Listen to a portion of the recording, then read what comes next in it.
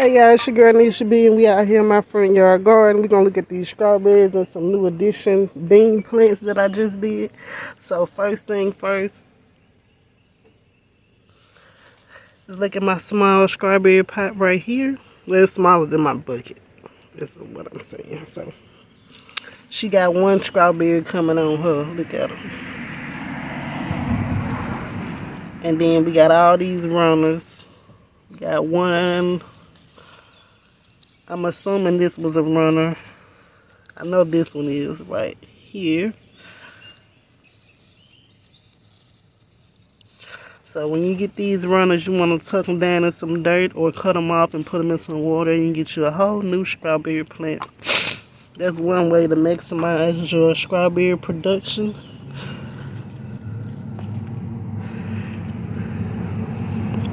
So, well, actually two ways. So one way is putting them in water, and the other way is just pushing them down in dirt like I'm doing. And then you can disconnect the plant once it gets fully established and not wiggling like that one is.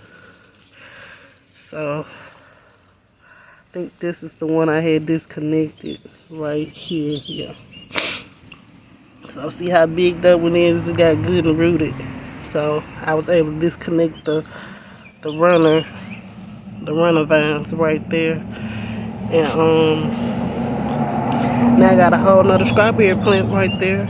So we're gonna do that same thing over here. I might even cut one off and do the water rooting. If y'all wanna see that, leave me a comment down below and I absolutely will get some footage of it for you guys. So let's get over here.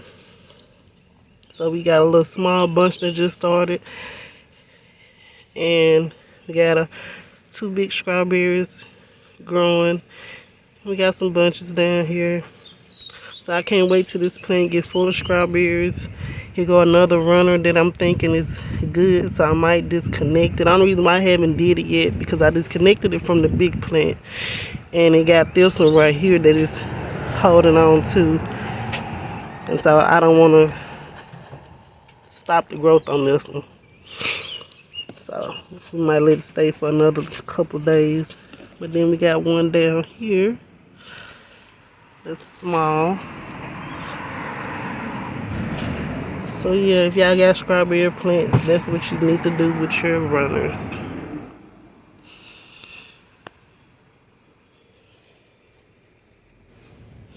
So this is the strawberry runner or sucker that I got off of my mother plant right here in this bucket for my hubby, and it rooted well and it's doing fine. This is one little old notch like you see right there.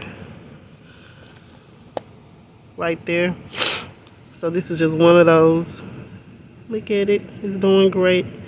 So yeah, there's another way. You can also just go and cut it off early, put it in a separate pot of dirt. Some people connect it and just put their cups inside the plot of strawberries, wherever their plot's at, and they just, it still be connected, and then they connect it when it get bigger, like basically like I'm doing, but they just in the pot.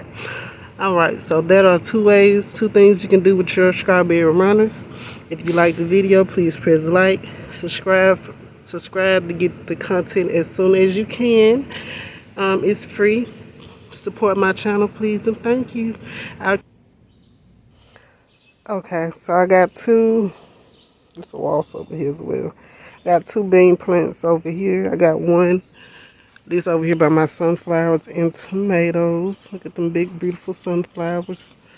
No heads yet, but okay. So we gonna leave this waltz alone. But they go one, and that's the other one over there.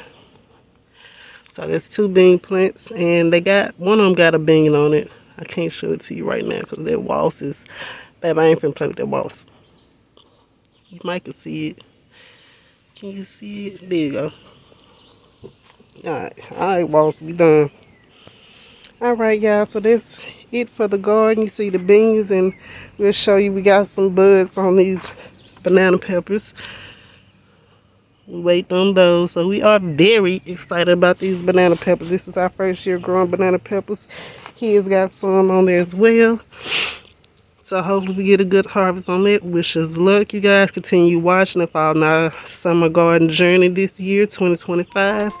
If you like the video, press like. Please subscribe. It's free.